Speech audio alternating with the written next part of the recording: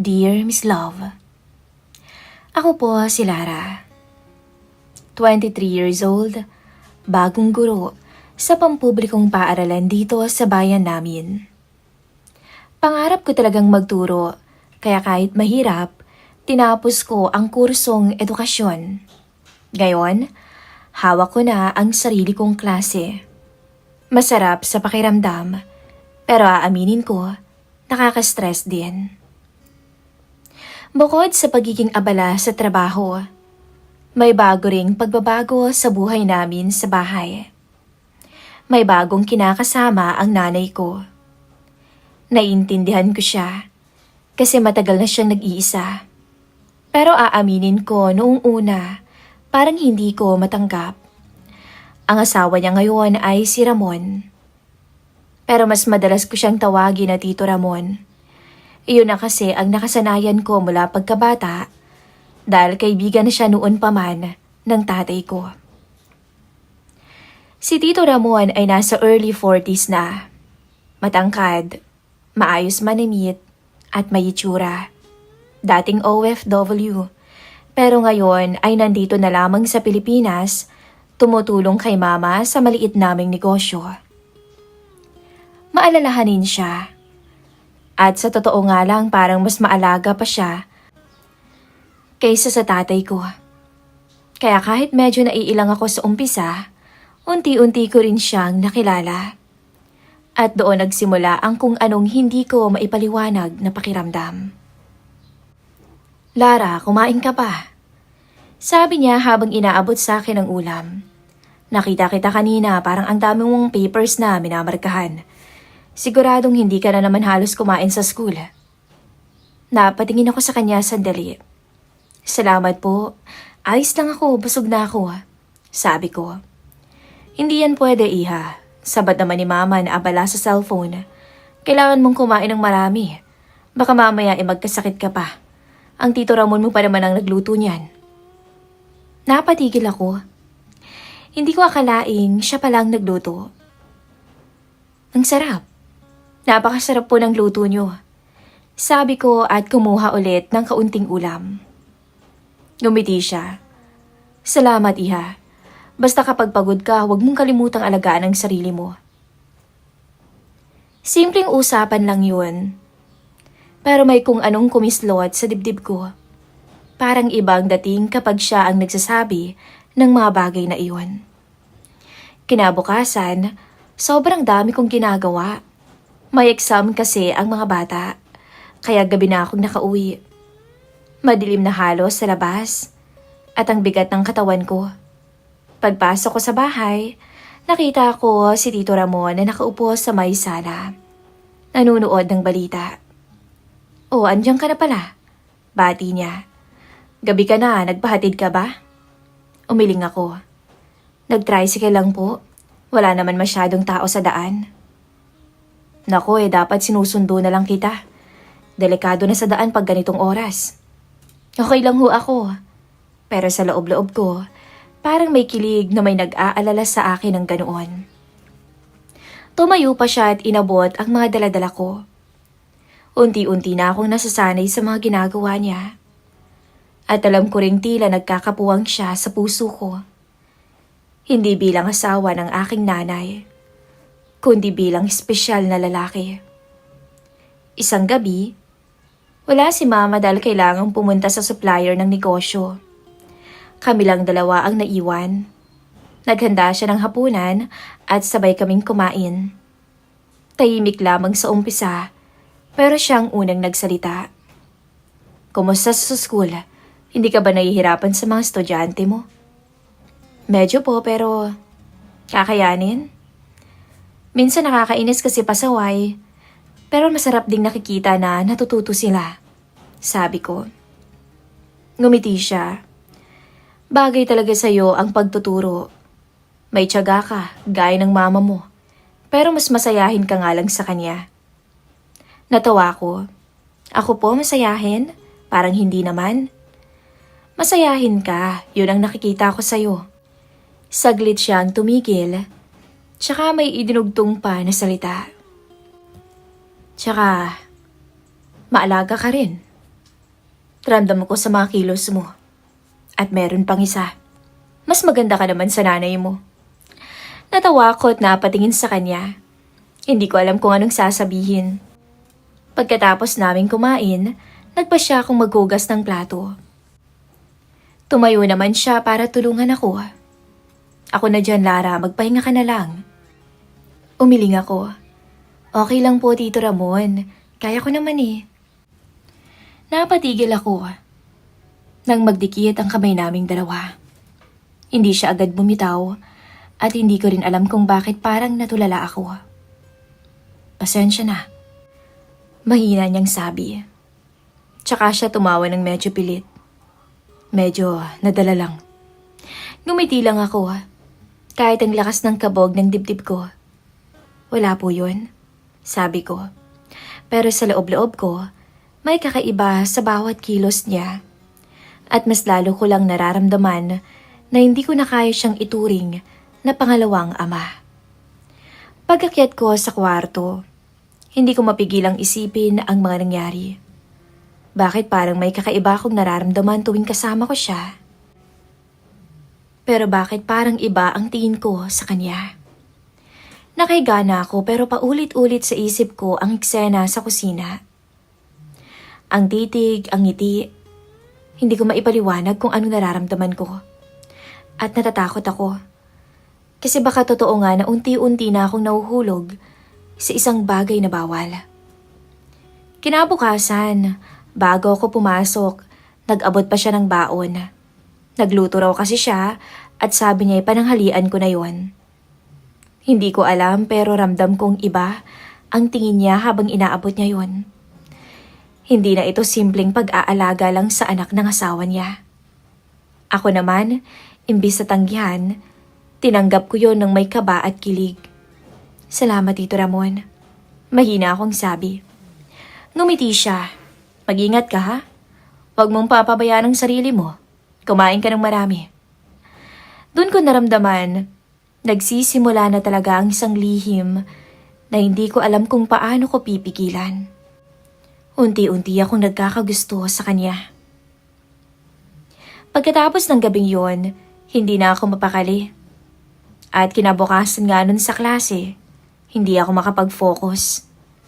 Ma'am, tama po ba to? Tanong ng isa kong estudyante habang hawak ang papel. Oo, tama yan. Sagot ko kahit ang totoo hindi ko malang nabasa ng buo. Napabuntong hininga ko. Ako mismo, nararamdaman kong may nagbabago sa akin. At ang pinagmumula nito ay si Ramon. Gabi na ulit, akong nakalabas ng school matapos ang faculty meeting. Laking gulat ko nang makita akong may nakapark na kotse sa labas. At nandun si Tito Ramon. Tito Ramon, tawag ko habang papalapit. Ngumiti siya. Sabi ko na nga ba gagabihin ka na naman kaya naisipan kong sunduin ka na. Nako naman, nakakahiya naman po sa inyo. Wala namang nakakahiya kung aalagaan kita. Sagot niya sabay bukas ng pinto ng kotse. Sumakay ka na, gabi na rin. Wala na akong nagawa kundi pumasok. Tahimik kami sa unang minuto ng biyahe. Pero ramdam ko ang titig niya paminsan-minsan. Hindi ko alam kung bakit ang bilis ng tibok ng puso ko. Lara? Basag niya sa katahimikan. Alam mo bang proud ako sa'yo? Napatingin ako sa kanya. Bakit naman po? Bata ka pa lang, nakikita ko na sa'yo kung gaano kakasipag. Ngayon, teacher ka na. Hindi lahat ng bata may tiyagang kagaya mo. Napakalaki ng halaga mo. Natahimik ako. Hindi ko akalaing maririnig ko yon mula sa kanya. Salamat po. Ang sarap naman marinig niyan. Hindi lang ako basta nagsasabi. Totoo yun, Lara. Dagdag pa niya at mabilis na bumalik ang tingin sa kalsada. Pagdating namin sa bahay, wala pa si Mama. Ayon kay Tito Ramon, pumunta pa ito sa supplier at baka gabihin na naman. Naiwan kaming dalawa sa may sala. Gusto mo ng kape? Alok niya. Opo, para pampatanggal ng antok. Habang nagtitimpla siya sa kusina, nakaupo ako sa may sofa at nakatitig sa may sahig. Naisip ko, normal lang naman ang ginagawa namin, di ba? Wala naman kaming ginagawang masama. Pero bakit parang ibang-ibang epekto nito sa akin? Maya-maya ay bumalik siya, dala ang 2 tasa. Ingat ka, mainit pa yan. Salamat po. Sabi ko sabay higop. At napangiwi na lang ako dahil mainit nga. Natawa siya at nag-abot ng tissue. Sabi ko na nga ba, lagi ka pa rin padalos-dalos. Parang dati lang nung bata ka. Ang bilis-bilis mo tapos bigla ka nalang iiyak. Naalala niyo pa po yun? Tanong ko. Siyempre naman, minsan nga mas malinaw pa sa akin ang mga alaala mo kaysa sa sarili kong kabataan. Sagot niya. Nagtama ang mga mata namin. Hindi ko alam kung gaano katagal, pero parang tumigil ang oras. Ako na mismo ang unang umiwas dahil ramdam ko na ang pamumula ng pisngi ko. Kinabukasan, sinundo ulit ako ni Ramon matapos ang klase. Nagulat nga ulit ako nung makita ko siyang naghihintay. Sabi ko na nga ba nandito ka na naman? Biro ko sa kanya pero halatang may kaba ang boses ko. Bakit ayaw mo ba? Tugon niya sabay kindat. Hindi naman ho sa ganun. Baka kasi isipin ng mga kasamahan ko eh. Wala silang dapat isipin. Wala namang masama kung sunduin kita. Dugot laman ng asawa ko ang inaalagaan ko. Sagot niya sabay bukas ng pintuan ng kotse. Hindi ko alam kung paano ko makakapalag sa ganitong sitwasyon. Kaya sumakay na lamang ako. Pero sa loob-loob ko, ramdam kong lalong lumalapit ang espasyo naming dalawa. Habang nasa biyahe, bigla siyang nagsalita. Lara, may tatanungin ako. Huwag kang magagalit ah. Napatingin ako. Ano po yun? Kung sakali bang hindi ako naging asawa ng mama mo, sa tingin mo, magiging komportable ka sa akin? Nanlamig ako sa tanong niya. Hindi ko alam ang isasagot. Bakit niyo po tinatanong yan? Umiling siya. Wala naman. Curious lang ako kasi minsan naiisip ko, kung ibang pagkakataon lang sana baka tayong dalawang nagkatuluyan. Hindi ako nakapagsalita kaagad. Ramdam kong namula ang mukha ko, kaya pinilit kong gawing biro. Ako tito, baka naman nasasobrahan na kayo sa kape niya na kung ano-ano nang naiisip niyo Natawa siya, pero ramdam kong hindi yun simpleng biro sa kanya. Pagka-uwi namin, biglang bumuhos ang malakas na ulan. Wala pa rin nun si mama kaya kami lang ulit. Naupo kami sa terrace at pinapanood lang ang pagbagsak ng malalakas na ulan. Ang lamig, nakaka-relax talaga, sabi ko. Pero mas nakaka-relax kung may kasama kang kakwentuhan. Sagot niya. Nagkatitigan ulit kami. Hindi ko alam kung bakit, pero parang unti-unti akong hinihila papalapit sa kanya. At doon ko naramdaman ang kaba at kilig na nagsasama na. Lara, mahina niyang sabi. Alam mo bang espesyal ka? Parang natuyuan ako ng lalamunan. Gusto kong magtanong kung anong ibig niyang sabihin, pero hindi ko naman magawa. Bumukas ang gate. Dumating na si mama. Basang-basa dahil walang payong. Agad kaming naghiwalay ng tingin ni Tito at nagtulong na salubungin siya. Ay naku Ramon, Lara, pasensya na kayo ha. Ang daming aberya sa supplier. Sabi ni Mama habang pinupunasan ng sarili. Ngumiti si Tito Ramon at mabilis na inalalayan siya papasok. Ako naman, naiwan na lang doon. Hindi ko alam kung anong nangyayari sa akin itong mga nakaraang linggo. Tuwing kasama ko si Ramon, iba ang tibok ng puso ko. Alam kong mali at alam kong bawal. Pero bakit parang mas lalo kong nahuhulog sa bawat ngiti at bawat tingin niya. Lalo na sa pag-aalaga niya sa akin. Isang Biyernes ng gabi, may inatendang seminar si Mama sa kabilang bayan. Sinabi niyang baka gabi na siya bago makauwi. Anong gusto mong kainin, Lara? Tanong niya habang nasa kusina. Kung ano na lang pong madali. Kahit pritong itlog at tuyo okay na ako. Tumawa siya. Huwag namang ganun. Friday night ngayon kaya kailangang espesyal. At ayun nga, Nagluto siya ng fried chicken at kung ano-ano pa, na para bang birthday ko. Habang nagluluto siya, pinapanood ko lang siya mula sa mesa. Ang kilos niya ay maingat, parang sanay na sanay. Hindi ko maiwasang isipin, paano nga ba kung ibang sitwasyon? Paano nga ba kung hindi siya ang asawa ng mama ko? Tikman mo to, sabi niya habang inaabot ang plato sa akin. Tinikman ko yon at napawaw talaga ako. Ang sarap. Gumiti siya. Halatang natuwa. Buti na lang talaga pasado sa'yo. Alam mo ba, mas masaya kung pinagluluto ka kaysa sa kahit sino. Napatigil ako. Bakit po ako? Nagtagal ang titig niya bago siya sumagot. Kasi special ka, Lara. Parang huminto ang oras. Naririnig ko ang malakas na kabog ng puso ko. Pinilit kong umiwas at ngumiti na lang, pero alam kong iba na ang sinasabi niya. Pagkatapos naming kumain, lumipat kami sa may sala para manood ng TV. Hanggang sa biglang nawala ng kuryente. Brown out? Sabi ko. Sandali lang kukunin ko yung kandila. Sagot niya. Nung sindihan niya ang kandila, nagkaroon ng malamlam na ilaw sa paligid. Naging mas intimate ang pakiramdam ng lugar. Naupo siya sa tabi ko, mas malapit kaysa sa dati. Hindi ka ba natatakot, Lara? Saan po? Ngayon? Hindi po. Alam ko namang hindi niyo ako pababayaan eh. Doon ko naramdaman na parang unti-unti na akong hinihila ng sitwasyon.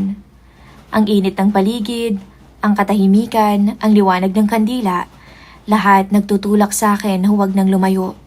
Nasubukan ng bawal. Lara, mahina niyang sabi. Halos pabulong. Alam mo bang mahirap pigilan ang nararamdaman? Napatitig ako sa kanya. Hindi makapagsalita. Hindi ko ginusto to. Pero sa araw-araw kitang nakakasama at nakikita, alam mo bang nahuhulog ako sa'yo? Tito Ramon? Mahina akong tugon. Gusto kong kontrahin siya pero hindi ko kaya. Unti-unti siyang lumapit. Ramdam ko ang init ng hininga niya. At bago pa ako makaisip, naramdaman ko ang labi niya sa labi ko. Parang may kuryenteng dumaloy sa buong katawan ko. Gusto kong lumayo, pero mas malakas ang humihila sa akin para manatili. Unti-unti akong bumigay. Gumanti ako sa halik niya, kahit alam kong mali. Hindi ko alam kung gaano katagal ang nangyari. Basta ang alam ko, nahulog na ako. Pagkatapos, magkatabi kaming nakaupo. Parehong habol ang hininga. Lara, basag niya sa katahimikan. Pasensya ka na, hindi ko dapat ginawa yon. Umiling ako. Huwag niyo na pong sisihin ang sarili niyo.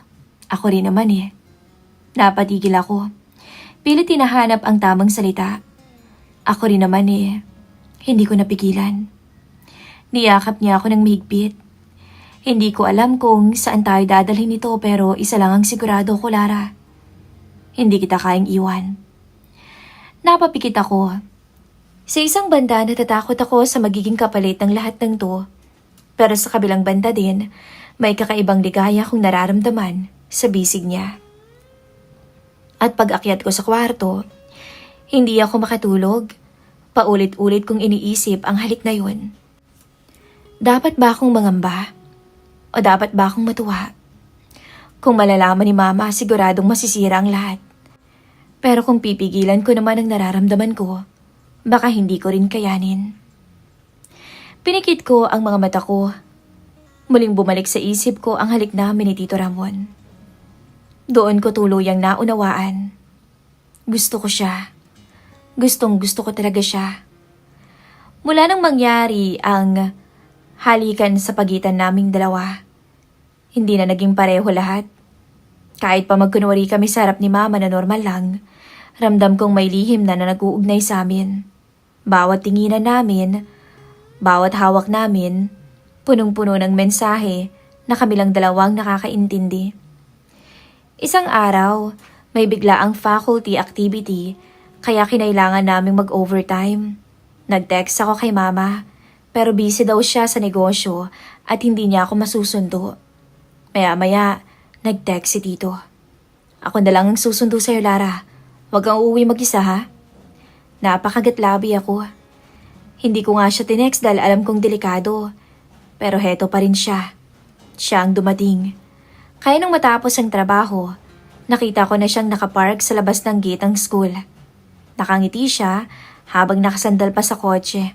Parang eksenang hindi ko na malilimutan. Pag-upo ko, agad niyang inabot ang seatbelt para isuot sa akin. Dahil masyadong malapit ang mukha niya, halos magdikit na ang labi naming dalawa. Napahinga ako ng malalim. Para safe ka. Bulong pa niya. Habang bumabiyahe kami, nagpatugtog siya ng mellow na kanta. Tahimik lamang ako na nakatanaw sa labas, pero hindi ko maiwasang mapansin ang kamay niyang unti-unting lumalapit sa kamay ko. At bago pa ako makaiwas, hinawakan na niya to. Ramon, mahina akong sabi. Relax lang, wala namang makakakita. Tugon niya, habang hindi inaalis ang mga mata sa daan. Pero ramdam ko ang diin ng pagkakahawak niya. Parang ayaw na niya akong pakawalan. Pagkalagpas namin sa highway, bigla siyang lumiko. Papasok sa mas liblib na daan. Pero puro talahiban na lang ang makikita. Mga matataas na talahib. Mga puno sa paligid. Nagulat ako. Tito, bakit dito? Shortcut to pero gusto ko rin makasama ka ng walang istorbo. Sagot niya habang dahan-dahang nagpapark sa gilid. Natigilan ako. Tanging ilaw ng poste ang nagbibigay liwanag sa kotse. Tahimik kaming dalawa hanggang bigla niyang hinawakan ang pisngi ko at huinarap sa kanya. Lara, namiss kita, bulong niya. At bago ko pa maisip ang kahit ano, hinalikan na niya ako. Mas mapuso kaysa sa dati, mas sabik. Napapikit ako at gumanti. Ramdam ko ang lamig sa loob ng kotse. Pero mas nangingibabaw ang init. At ang tibok ng puso naming sabay na bumibilis. Hindi ko alam kung gaano katagal. Pero para kaming nasa ibang mundo. Ang kotse ay naging kanlungan ng lihim naming pagmamahalan. Niyakap niya ako ng mahigpit at ako naman, hindi na nagdalawang isip na yakapin siya pabalik. Grabe yung kiliting nararamdaman ko sa tuwing dumadampi ang labi niya pababa sa leeg ko. Hindi ko na naisip kung may makakita. Ang nirerespetong guro ay nasa kanlungan ng asawa ng iba. Pero ang masakit, asawa ng kanyang ina. Hindi na niya naisip yun. Bagkus binigay niya na ang sarili kay Ramon nang walang pag-aalinlangan. Saksi ang madilim na kapaligiran, ang matataas na talahib sa gilid, kung paano siya dinala ni Ramon sa rurok na hindi niya malilimutan. Hindi ko kayang itago, Lara. Sabi niya habang nakasandal ako sa dibdib niya. Kapag kasama kita, parang ayokong matapos ang oras. Napakagatlabi ako. Tito, paano kung malaman ni Mama? Paano kung mahuli niya tayo? Kahit ano pang mangyari, mag-iingat tayong dalawa. Sagot niya at muli akong hinalikan. Pagdating namin sa bahay, halos sabay lang din si Mama na dumating mula sa negosyo. Buti na lang at nakapag-ayos na kami ng sarili. Pero ramdam ko pa rin ang init ng labi ni Ramon sa labi ko. At ang amoy ng pabango niya sa damit ko. Habang nagkukwento si Mama tungkol sa maghapong trabaho, tahimik lamang kaming dalawa. Nagpapanggap na parang walang nangyari. Pero sa ilalim ng mesa, marahan niyang hinawakan ang kamay ko. At kahit gusto kong bawiin, hindi ko magawa. Kinagabihan nag-usap kami sa terrace habang tulog na si Mama. Handa ka bang ipagpatuloy ito, Lara? Tanong niya na seryoso ang mga mata. Napatitig ako sa kanya. Hindi ko alam, Tito. Natatakot ako. Pero sa tuwing kasama naman kita, parang hindi ko naman kaya. Hinawakan niya ang kamay ko. Hindi ko alam kung saan tayo dadalhin nito pero isa lang ang malinaw. Hindi ko kayang mawala ka. Tumulo ang luha ko. Hindi ko alam kung dahil sa kaba o sa tawa. Niyakap niya ako at doon ko naramdaman na kahit mali, mas nanaisin ko pa rin sumugal kaysa iwasan siya. Simula noon, hindi na lang sa bahay nangyayari ang aming bawal na ugnayan. Pati sa loob ng kotse, sa bawat paghatid sundo niya, doon kami nakakahanap ng oras para ipagpatuloy ang lihim na pagmamahalan. Alam kong isang araw maaaring mabunyag ang lahat. Ngunit sa bawat halik, bawat yakap, at bawat sandaling kami lang ang magkasama, iisa lang ang malinaw sa puso ko. Hindi na kami makakabalik sa dati.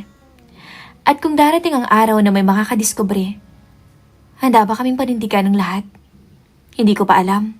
Pero ngayong gabi, habang nakasandal ako sa balikat ni Tito Ramon, habang nakaparada kami sa madilim na kanto, isa lang ang nasa isip ko.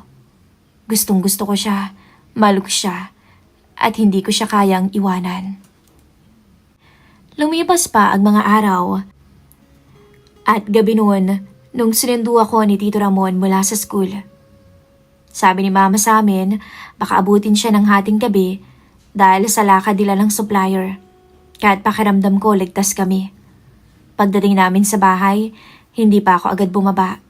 Nakaparada kami sa harap ng gate at nagtagal kami sa loob ng kotse. Tahimik lamang kami. Hanggang sa siyang unang nagsalita. Alam mo, Lara, sabi niya habang nakatingin sa akin, araw-araw kong pinagpapasalamat na dumating ka sa buhay ko. Napakagatlabi ako. Baka may makarinig. Wala namang tao eh. Tayo lang naman. At bago ko pa mapigilan ang sarili ko, lumapit siya at hinalikan ako. Mainit. Sabik na sabik at punong-puno ng damdamin. Yumakap ako pabalik sa kanya at nakalimutan namin ang lahat. Habang nagtatampisaw kami sa bawal na relasyon, hindi namin inakala na babalik pala si Mama. Parang binuhusan ako ng malamig na tubig nung marinig ko ang tinig ni Mama. Napatalon ako palayo kay Tito, ngunit huli na. Naroon siya sa labas ng kotse, hawak ang pinto at kita ang lahat. Nanlaki pa nga yung mga mata ko. Ma, hindi ko alam kung anong sasabihin. Si Tito Ramon naman, napatingin kay Mama pero hindi agad kumibo. Anong ginagawa niyo? Anong ibig sabihin nito? Nanginginig sa galit si Mama. Lara! Ikaw, Ramon, paano mo nagawa to sa akin? Parang gumuha ang mundo ko. Gusto kong lumabas at magpaliwanag pero anong sasabihin ko? Wala nang rason na makakapagpaayos ng pagkakamali naming dalawa. Binuksan ni Mama ang kabilang pinto at halos hilahin ako palabas. Ikaw, Lara. Teacher ka. Paano kung malaman ng iba? Paano kung may makakita? Paano kung kumalat to sa eskwelahan mo? Anong gagawin mo, ha? Hindi ko mapigil ang luha ko. Pasensya na, Ma. Hindi ko rin naman ginusto eh. Hindi mo ginusto? Bariin niyang tugon. Halos ikamatay kong pag-aalaga sa iyong bata ka. Tapos ganito ang gagawin mo. Kay Ramon pa. Tahimik lamang si Tito Ramon na nakayoko. Para bang alam niyang wala siyang karapatang magsalita. Dinala ako ni Mama sa loob ng bahay. Doon niya tuluyang binuhos ang galit niya. Kung hindi ka lang guro, Lara, baka ipahiya kita sa buong barangay. Kung hindi lang kita anak. Pero iniisip kita eh. Paano yung reputasyon mo? Ma, sorry. Umiiyak kong sagot. Nagkamali ako. Higit pa sa pagkakamali ito, Lara. Sigaw niya. Kahit anong gawin mo, hindi ko matanggap. Hindi ko matatanggap yung ginawa niyo. Pero tandaan mo, hindi ko pa rin nahayaang masira ang pangalang pinaghirapan mong buuin. Kahit galit na galit ako, anak pa rin kita. Tumalikod siya at umakyat ng kwarto. Iniwan akong tulala. Makalipas ang ilang minuto, lumapit si Tito sa akin. Hawak ang ulo niya. Halatang bigat na bigat. Lara, mahina niyang sabi. Pasensya ka na. Akong may kasalanan kung bakit nahuli tayo. Umiling ako habang pinupunasan ng luha. Pareho tayong may kasalanan. Pero anong gagawin natin ngayon? Kung ako ang tatanungin, hindi ko kayang tapusin to. Kahit magalit ang mama mo, hindi ko kayang mawala ka. Pinikit ko ang mga mata ko. Pero paano? Paano kung kumalat? Paano ako? Teacher ako, alam mo yan. Hinawakan niyang kamay ko. Alam kong hindi hahayaan ng mama mo na mangyari yan. Kung gusto mo, lalaban tayo. At doon ako muling nalito. Mahal ko si Ramon. Mahal ko rin ang mama ko. At higit sa lahat, hawak ko ang pangarap kong maging guro. Pangarap na madaling masira sa isang pagkakamali. Buong magdamag, hindi ako nakatulog. Hindi na lumabas ng kwarto si mama. Nakahiga ako pero gising ang diwa. Iniisip ko kung paano ko haharapin ang bukas. Tama si mama. Hindi lang puso ang nakataya rito, kundi pangalan ko, trabaho ko at buong kinabukasan ko. Pero habang pinipilit kong kumbinsin ang sarili kong lumayo, mas lalo lang lumalakas ang tibok ng puso ko para kay Tito Ramon. Kinabukasan sa pagkainan, tahimik kaming tatlo, walang imikan. Tanging kaluskos na mga kutsara at tinidor ang maririnig. Hanggang sa si mama na ang unang nagsalita. Lara, mariin ang boses niya. Simula ngayon, gusto kong lumayo ka kay Ramon. Hindi kita hahayaang masira. Ayokong masira ang buhay mo dahil lang dito. Pero tandaan mo, galit pa rin ako at matagal bago kita mapatawad. Tumulong luha ko. Gusto kong sumagot pero wala akong boses. Si Ramon nakayuko lang, pinipigilang magsalita. Simula nung mahuli kami, nag-iba na ang lahat sa bahay. Hindi na ako palaging kinakausap ni mama. Malamig ang tingin niya. Pero hindi naman niya ako siniraan sa iba. Alam kong pinipigil niya ang galit niya dahil sa reputasyon ko bilang guro. Ayaw niyang masira ang pangalan ko. Pero sa likod ng katahimikan, ramdam kong sugatan siya. At ako ang may gawa nun. Nahati ako sa dalawang mundo.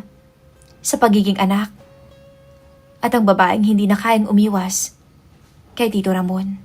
Isang gabi, nagkunwari akong gagawa ng lesson plan sa kwarto. Pero nang makatulog si mama, lumabas ako at bumaba sa sala. Nandun si Ramon at naghihintay. Tahimik lang kaming nagkatitigan bago siya lumapit at hinawakan ang kamay ko. Lara, bulong niya. Hindi ko kayang iwasan ka, kahit alam kong mali. Tumango lang ako. Nanginginig. Alam ko ring mali pero mas mali yata kung ipagkakaila ko ang nararamdaman ko talaga sa kanya. At doon, muli kaming bumigay sa yakap ng isa't isa. Walang nagsasalita at puro damdamin lang. Oo, Miss Love, hindi ko nilayuan si Ramon. Pinagpatuloy ko ang pakikipagrelasyon sa kanya. Muli niya akong inangkin at aaminin ko, doon ako nababaliw sa kanya. Kinabukasan, ramdam kong mas lalong lumalayo ang loob ni mama sa akin. Pero kahit ganun, patuloy pa rin kami nagkikita ni Ramon. Palihim, sa sala, minsan sa kotse. At sa bawat lihim na sandali, alam kong lumalapit kami sa puntong hindi na lang si mama ang makakahuli, kundi ang buong mundo. Hindi na normal ang bahay namin. Tahimik palagi si mama. Parang may iniisip palagi. At madalas pa ring wala. Pero hindi na tulad ng dati. Lagi na siyang nakamasid. Ako naman, hindi makatingin ng diretso sa kanya. Alam kong tinitiis niya ang lahat. Alam kong pinipigil niya ang kanyang sarili. At iniingatan pa rin ako dahil anak niya ako. Pero yun mismo ang nagpapabigat ng konsensya ko. Na sa kabila ng lahat, pinipili pa rin niya akong protektahan. Isang gabi, nag-text si Ramon habang nasa kwarto ko. Nasa sala ako. Gusto kitang makausap. Matagal kong tinitigan ang mensahe bago ako bumaba. Paglabas ko, nandun siya. Hawak ang isang tasa ng kape. Nang makita niya ako, agad siyang ngumiti. Parang sabik na sabik. Lara, tawag niya. Sabay tumayo. Hindi pa man siya nakakapagsalita, niyakap ko na siya. Hindi ko kasi napigilan ng sarili ko, Miss Lau. Sa yakap na yon, bumalik lahat ang sandaling pinipilit kong kalimutan. Bakit bang hirap? Alam kong bawal, alam kong mali, pero hindi ko kayang lumayo sa'yo. Kinaplos niya ang buhok ko. Ako rin, dahil alam kong totoo ang nararamdaman natin. At bago ko pa mapigilan ng sarili ko, naglapat ang labi naming dalawa. Sabik at punong-puno ng pagnanasa. Lara! Napasingap ako at agad na kumalas kay Tito Ramon.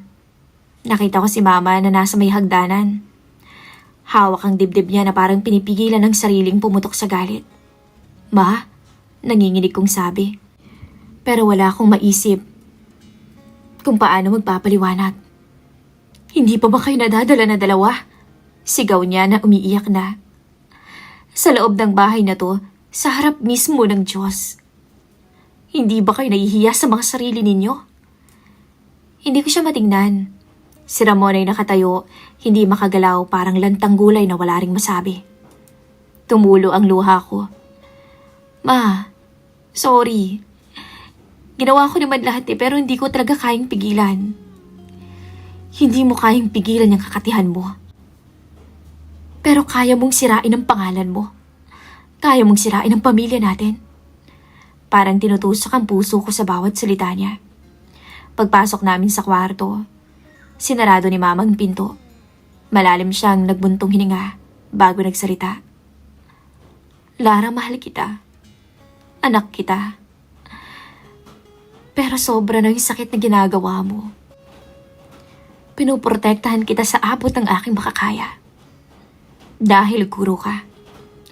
Ayokong masira yung reputasyon mo. Kahit ako mismo. Ako mismo ay sinisira mo. Umiyak na ako ng umiyak. Pasensya na, Ma.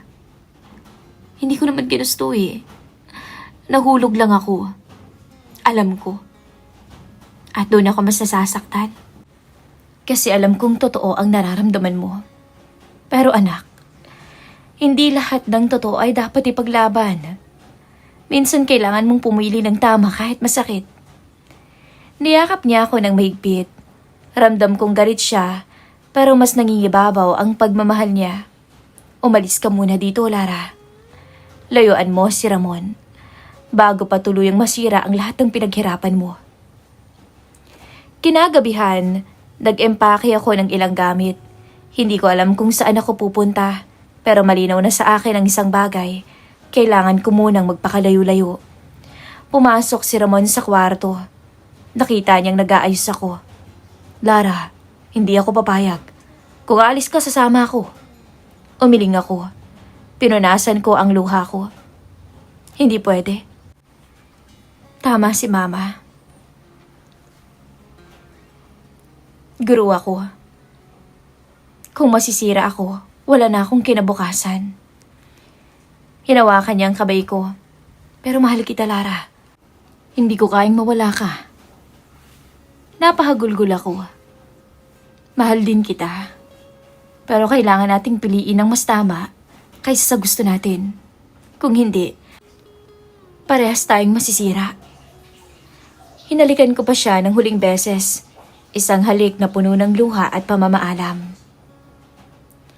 Habang bitbit ko ang bag ko palabas ng bahay, narinig ko pa si Mama na tahimik na umiiyak sa may kusina. Si Ramon naman ay nakatayo sa may sala, nakatingin sa akin na parang guguho ang mundo. At ako, habang binabagtas ang madilim na kalsada, ramdam kong dala ko ang bigat ng dalawang bagay, ang pagmamahal na bawal at ang pangarap na kailangang ipaglaban. Alam kong hindi na ako makakabalik sa dati, pero sana balang araw, mapatawad ko rin ang sarili ko. Pansamantala akong tumuloy sa isang boarding house malapit sa school. Maliit lamang ang kwarto. Isang kama, maliit na mesa at bentilador. Pero kahit ganoon, ramdam kong mas magaan na kaysa sa bawat gabing umiiyak ako. Tuwing gabi, hindi ko mapigilang isipin pa rin si Ramon. Kung kumusta siya, kumakain ba siya ng maayos, nakakatulog ba siya o tulad ko ay gising pa rin. Ngunit sa bawat pag-iisip ko sa kanya, bumabalik din sa isip ko ang luha at galit ni Mama. At doon ko pa ulit-ulit tinatanong ang sarili ko, tama ba ang ginawa ko? Isang linggo ang lumipas, dumating si Mama sa boarding house. Naupo siya sa kama habang ako'y nakatayo. Anak, mahina niyang sabi, hindi ako pumunta dito para sermonan ka. Gusto ko lang makita kung okay ka. Tumulo ang luha ko. Pasensya na talaga, Ma. Dahil sinaktan kita. Hinawakan niya ang kamay ko. Oo, sinaktan mo ko. Pero hindi ako titigil sa pagiging ina mo. Kailangan mo lamang ng gabay. Kaya nga, pinipili kitang protektahan dahil ayokong masira ka. Hindi kita kalaban. Pero sana, matutunan mong mas maging matatag. Niyakap ko siya ng mahigpit at sa unang pagkakataon matapos ang lahat, ramdam kong kahit galit siya, nandyan pa rin ang pagmamahal niya. Makalipas ang ilang araw, nag-text si Ramon. Pwede ba kitang makita kahit sandali? Hindi ko alam kung dapat akong pumayag pero pinili kong harapin siya. Nagkita kami sa isang parke. Sa ilalim ng punong dati naming tinatambayan ang mama ko noong bata ako. Lara, bungad niya. Halatang puyat. Mahal kita. Kahit umalis ka na, hindi magbabago yun. Ganon din naman ako. Pero alam mong hindi na natin pwedeng ipagpatuloy pa. Wala na ba talagang pag-asa? Tanong niya ng pabulong. Hinawakan ko pa ang kamay niya at sinabing, wala na. Hanggang dito na lang tayong dalawa. Kailangan na rin nating bitawan para wala nang masaktan. Kung ganoon, sana'y balang araw maalala mo pa rin ako, hindi bilang pagkakamali. Sa huling pagkakataon, niyakap ko siya. Bumalik ako sa aking trabaho bilang guro. Doon ko na binuhos ang sarili ko sa pagtuturo, sa mga bata, sa pangarap na matagal ko nang pinangarap. Hindi madali, pero bawat araw na nagdaan, unti-unti kong natutunang tanggapin ang desisyon ko. Si Mama, dahan-dahang lumambot ang pakikitungo sa akin. Hindi kami bumalik sa dati kaagad, pero bawat ngiti at bawat simpleng kwentuhan, palatandaan na kaya pa naming maghilom. Si Ramon, hindi ko na siya nakita ulit. Wala na akong balita sa kanya mula nang maghiwalay na sila ni Mama. Opo, kasabay ng pag-alis ko nun sa bahay, pinaalis na rin siya ni Mama. Pero pinili kong wag nang alamin kung nasaan na siya. Pinili kong kalimutan ang lahat. Minsan, kapag nag-iisa ako, bumabalik pa rin ang mga alaala. Ang mga halik, ang mga yakap, ang mga gabing kami lang dalawa. At oo, totoo. Minahal ko ho siya ng buong puso. Pero natutunan ko ring hindi lahat ng pagmamahal ay dapat talagang ipaglaban. Ako, si Lara. Isang teacher, isang anak, at isang babaeng nagmahal, nagkamali.